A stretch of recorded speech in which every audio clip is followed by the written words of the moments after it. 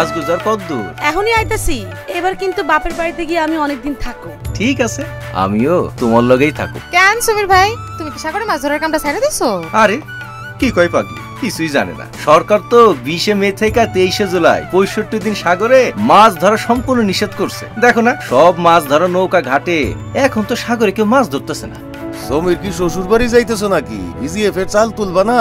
আরে পবন তো তার চাল তুলে ফেলাইছে। আনুম দাদা, না হলে 65 দিন খামুখি। সরকার 65 দিনের জন্য সাগরে মাছ ধরা বন্ধ করছে আমাকে ভালোর লেগা। এই সময়ে মাছ নিরাপদে ডিম পারবো, ছোট মাছ বড় হইব, মাছের উৎপাদন হইব বেশি বেশি। তবে এই সময়ের মধ্যে কেউ যদি চুরি করে সাগরে মাছ ধরতে যায় আর ধরা পড়ে, তাইলে কিন্তু সামুদ্রিক মৎস্য আইন 2020-এর অধীনে তাকে শাস্তি পাইতে হইব। তাই 65 দিন সাগরে মাছ ধরা বন্ধ রাখি, মাছের উৎপাদন বৃদ্ধি করি।